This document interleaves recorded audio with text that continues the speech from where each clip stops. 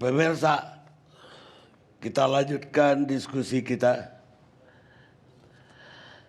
Tadi kita sudah mendengar dari sisi Pemda, sisi kesehatan, tapi tarik-menarik atau dilema dari masalah ini adalah antara kesehatan dan ekonomi.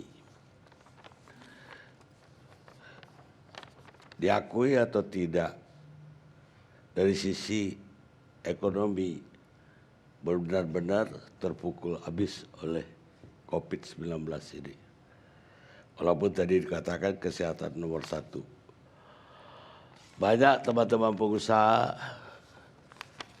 yang betul-betul udah putus asa dan bahkan stuck usahanya.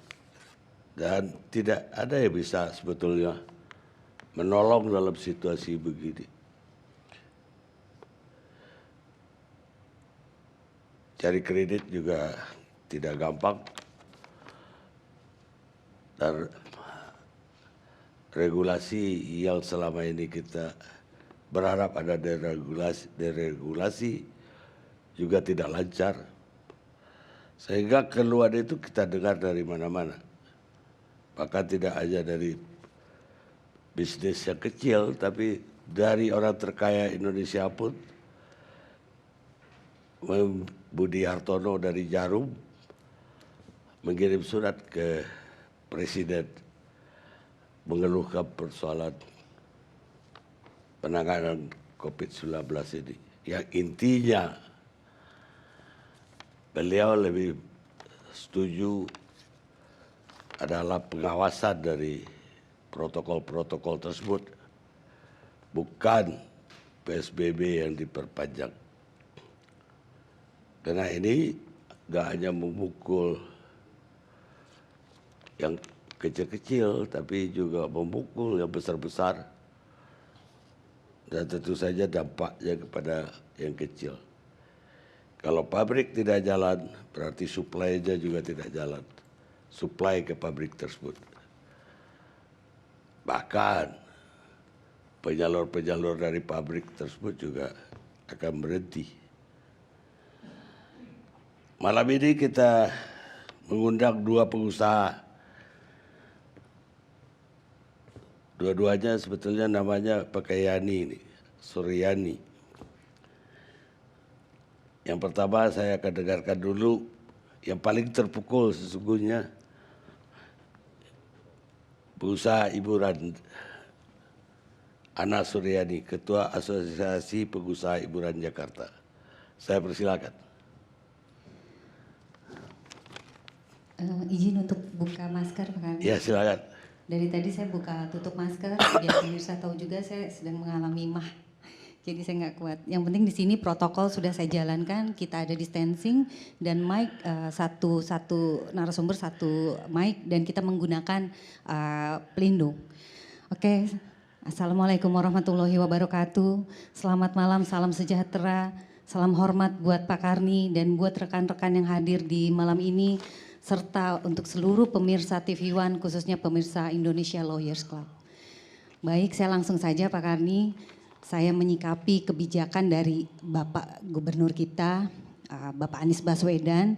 Di sini saya menanggapi ini di usia PSBB yang sudah ke 6 bulan, 6 bulan lebih. Yang mana di sini PSBB transisi sebelum masa PSBB ini kita sudah mengalami PSBB dan PSBB transisi sudah lebih dari 12 kali. 12 kali selama 2 minggu. Setiap 2 minggu yang mana saya tahu adalah ada evaluasi di sana. Evaluasi dari penerapan PSBB itu sendiri seperti itu. Evaluasi dari sisi sistem pembinaan dan pengawasan serta juga evaluasi dari protokol-protokol yang dijalankan oleh teman-teman pengusaha yang sudah dibuka, yang sudah dibuka. Nah, saya adalah industri saya adalah industri hiburan yang membawahi 6 kategori usaha, yaitu bar, karaoke, live music, klub, diskotik, dan geria pijat. yang mana sejak bulan Maret tanggal 23 Maret kami sudah ditutup total. Oke, pada saat itu kami semua, kita semua berharap kita menerima dengan seikhlas-ikhlasnya kebijakan yang diambil oleh gubernur. Kami terima. Dengan berjalannya waktu dan juga dengan harapan pemerintah kita, sang regulator bekerja dalam arti memang pandemi ini tidak ada yang menginginkan. Namun berjalannya waktu 2 minggu demi 2 minggu berjalan, dengan harapan per 2 minggu itu saya sebagai asosiasi dipanggil atau disentuh atau dirangkul oleh siapapun pihak regulator di Indonesia ini. Saya tidak akan bilang pemerintah, kalau saya memang orang Jakarta saya akan bilang Pemda. Tapi tadi dengan bahasan jangan sampai politis, saya juga jadi nggak mau politis. Saya mengikuti ikutan Bapak Dokter, saya akan bilang regulator. Nah jadi per 2 minggu yang saya jalanin itu sangat berat Pak. Kami tidak ada penghasilan dan kami harus merumahkan karyawan. Dan ada juga pihak-pihak teman-teman yang memang sudah tidak ada kemampuan, yang mana mereka harus sewa tempat, intinya tidak ada kemampuan dan harus mem-PHK lebih awal karyawannya. Nah di situ juga kami pengusaha dan saya secara pribadi ketua asosiasi masih menerima keadaan itu dengan adem, dengan masih berharap bahwa kami ada pergerakan yaitu tadi dari pemerintah. Lalu saya sebagai ketua asosiasi saya bergerak, saya pergi ke dinas terkait meminta arahan bagaimana nanti kesiapan kami apabila kami ada kemungkinan dibuka. Karena kalau kita lihat, saya lihat dari asumsi-asumsi dari obrolan-obrolan para pejabat di daerah Jakarta, bahwa area hiburan saya adalah satu area yang dicurigai atau diasumsikan akan menimbulkan epicentrum baru atau klaster baru. Nah ini terus digulirkan dan bagaimana sampai akhirnya saya harus berargumen langsung dengan di sini ada Dinas Pariwisata sebagai yang menaungi industri saya. Di sana kita berdialog, namun memang tidak pernah ada jalan keluar. Nah berjalannya waktu sampai dengan usia ke-4 bulan kami dirumahkan, ditutup tanpa solusi itu. Baru di tanggal 15 Juni kami dipanggil oleh Dinas Pariwisata, dikumpulkan untuk membahas kesepakatan protokol.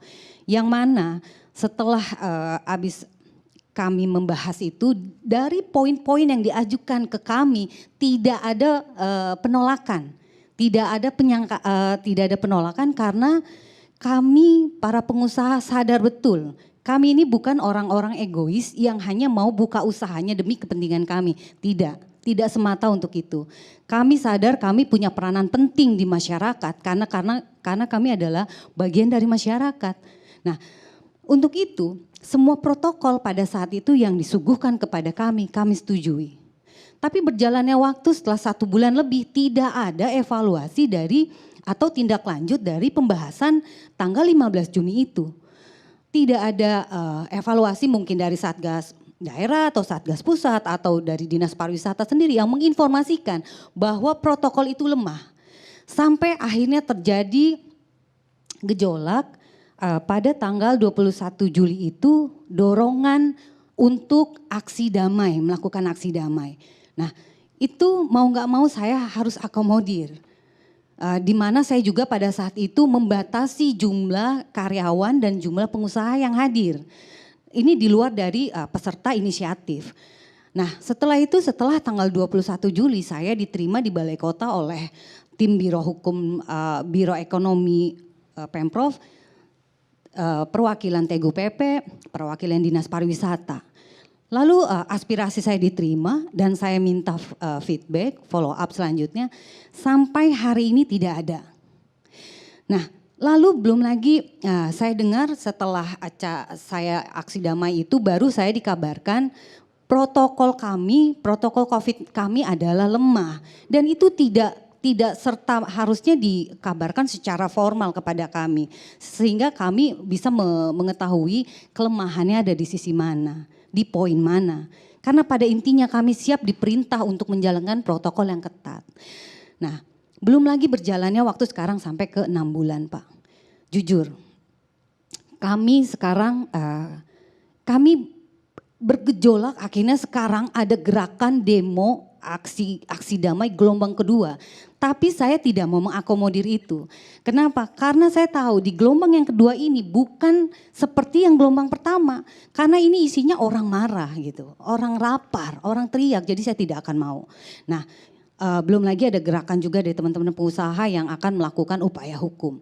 Mengapa? Saya tanya, mengapa harus ada upaya hukum? Alasannya memang kuat Pak. 6 bulan sampai hari ini, kami sama sekali tidak pernah disentuh tadi bahasa dalam arti rangkulan apapun itu bentuknya dari pemerintah daerah.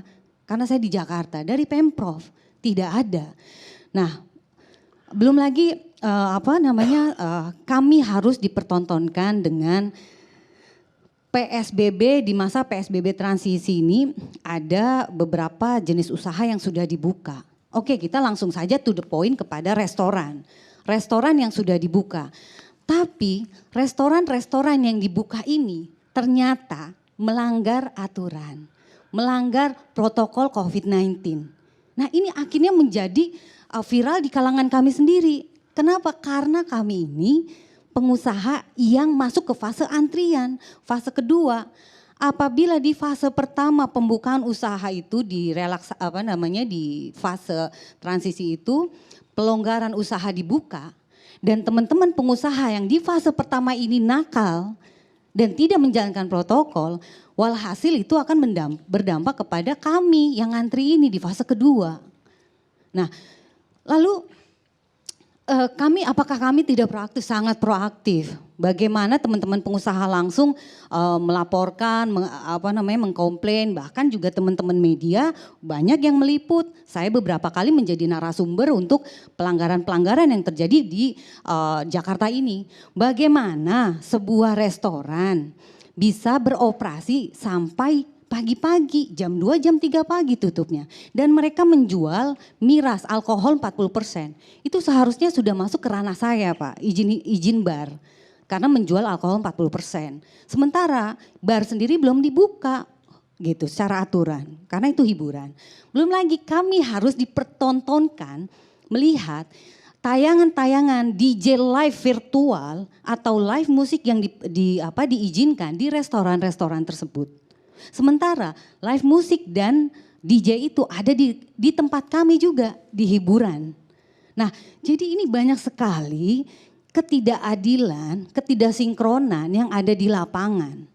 Dan belum lagi, kalau mohon izin kalau Pak Anies bilang, kemarin bahasanya rem darurat, saya tidak akan mengomentari itu, cuman saya akan mengomentari dari bahasa saya sebagai masyarakat biasa dan saya hari-hari pengguna transportasi, saya menggunakan sepeda, saya memakai kereta, saya menggunakan bus. Jadi saya tahu persis bagaimana kelonggaran-kelonggaran itu ada. Kalau kereta api rame, penuh Pak. Tapi semua dijamin menggunakan masker. Kenapa? Karena di setiap gerbong itu petugasnya sangat aktif menegur kita untuk menggunakan masker.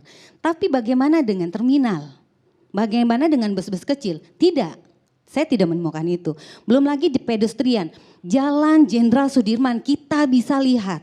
Bisa lihat sore-sore saya keliling di sana bagaimana yang nongkrong-nongkrong di pinggiran, ada pesepeda, ada banyak lah gitu. Pedagang kaki lima itu semua tidak menjalankan protokol. Bagaimana juga kaki-kaki lima yang kita makan antri nggak pakai masker dan dempet-dempetan. Jadi saya menyayangkan gini Pak, waktu PSBB awal kita masih bisa melihat pos-pos penjagaan di mana-mana. Yang mana akhirnya kita dengan sendirinya melihat pos itu akan menggerakkan kita untuk sadar. Ini saya belum ngomong ke sosialisasi atau pembinaan. Ini baru dengan ada itu aja bisa ada efek Pak. Tapi sekarang kita lihat di mana ada pos itu, nggak ada lagi. pos-pos penjagaan, yang standby sudah tidak ada. Jadi kalau bahasanya kita sekarang harus menarik rem darurat, kemarin kenapa rem darurat itu kalau setahu saya, waktu menggunakan kendaraan, rem darurat itu ditarik apabila rem dasarnya sudah tidak berfungsi. Makanya saya tarik rem darurat. Nah, pada masa PSBB transisi kemarin, kemana aja? Kenapa rem-rem lain yang harusnya dia lakukan evaluasi terhadap protokol COVID-19, terhadap pelanggar peraturan yang harus dikasih hukuman jerak, tidak jerak? Berarti kan di sini ada peluang hukumannya itu tidak menjerakkan. Nah, bagaimana juga saya komplain ke dinas terkait, saya bilang, kenapa ini masih dibiarkan Pak? Oh udah, kita udah panggil. Tapi besoknya beroperasi lagi seperti biasa, melanggar lagi. Itu sekarang justru saya menjadi pihak yang sering terima video-video laporan dari para masyarakat gitu. Sampai sekarang jadi kami ini dalam posisi bingung Pak Karni. Bapak Gubernur menyuruh kita dirumahkan, mohon izin. Tapi setelah saya lihat ke lapangan sendiri, siapa Pak yang punya rumah? Apa masih ada orang yang punya rumah untuk karyawan? Pengusaha aja sudah bangkrut Pak. Rumah yang ditinggali sekarang 6 bulan tanpa kami punya penghasilan. Rumah itu rumah cicilan Pak, yang diagunkan ke bank. Kalau kemarin bahasanya, kalau kita sering dengar, oh dari OJK mengeluarkan ini, relaksasi. Itu hanya himbauan Pak. Saya telepon langsung ke OJK, apakah itu perintah kepada bank? Ternyata bukan. Itu diserahkan lagi kepada bank, kuasa itu. Dikasih atau tidak kebijakannya. Nah, belum lagi dari sisi pengusaha. Kalau kita lihat teori-teori atau bahasa-bahasa manis dari pejabat kita bilang kita dikasih relaksasi, sampai hari ini Pak, sampai bulan kemarin saya harus bayar listrik dengan skala 250 meter saja itu saya masih bayar abodemen listrik belasan juta. PLN dan abodemen telepon. Belum lagi dari Pemprov belum ada kebijakan tentang reklame. Reklame jelas-jelas fungsinya adalah untuk mengiklankan. Kami tutup tempat, kita shutdown, tidak ada light, berarti tidak terpakai tapi harus masih membayar. Jadi bahasa-bahasa teori yang saya sering lihat di keluar dari statement-statement pejabat kita semua ini sebetulnya di lapangan kami betul-betul tidak merasakan itu Pak. Gitu. Nah jadi ada challenge Pak. Ada challenge dari suara-suara di belakang saya. Sekarang gini, kemarin berapa kali bilang bukan ibu saja, bukan industri Anda saja yang tidak dapat penghasilan. Kami secara APBD juga tidak dapat penghasilan. Iya, itu penghasilan negara Pak, penghasilan wilayah. Tapi kalau kita tanya sama pembuat kebijakannya, dia masih kerja. Dia di zona nyaman, dia di zona aman, dia pejabat. Tapi yang dia buat kebijakannya ini adalah kami-kami, yang rumah kami sekarang lagi terancam untuk disita oleh bank. Kami-kami tempat rumah yang sekarang karyawan-karyawan kami sudah diusir. Apakah itu diangkat beritanya? Enggak ada. Apakah pemerintah, siapapun itu pernah mengangkat saya atau dari asosiasi lain yang mari kita serius untuk membahas data-data dari kerugian yang dialami kami atau data-data lain. Tidak ada Pak. Jadi saya menyayangkan, saya berharap di usia yang ke-6 bulan ini seharusnya sudah ada solusi. Kenapa? 6 bulan ini kami disajikan dengan berita COVID. Tanpa penghasilan Pak. Jadi tanpa penghasilan, tanpa lagi berita-berita yang ngademin kami dari sisi bidang perekonomian. Lalu kemarin saya ini kebetulan orang yang sangat aktif Pak. Saya orang setiap ada info sedikit saya akan gerak. Saya tipe orang yang menjemput bola. Contoh kemarin kita tahu ada pembentukan tim percepatan perekonomian dari Bapak Erick Thohir, Bapak Erlangga dan Bapak Doni Monardo. Waktu itu saya dapat info dari beberapa teman, ya udah coba kita upaya ke Pak Erick Thohir untuk audiensi dan ke Bapak Doni Monardo. Kenapa? Karena saya setelah pergi ke Dinas Pariwisata waktu itu dibilang bahwa kebijakan pembukaan hiburan ini bukan ada di daerah. ini ada di Satgas Pusat. Buktinya adalah pada saat itu bioskop sudah mau dibuka, sudah dibuka.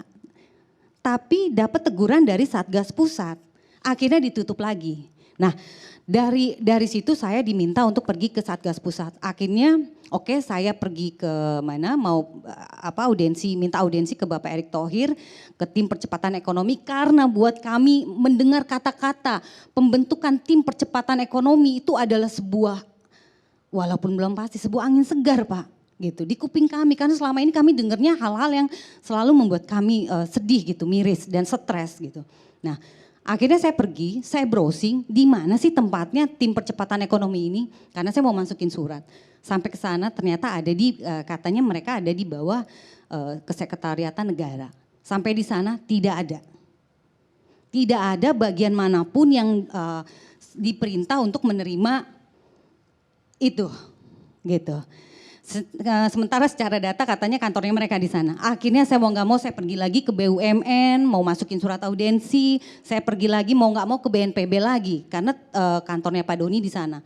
Lalu saya masukkan surat ke beliau, sampai hari ini saya juga belum menerima respon. Jadi kalau saya lihat Pak,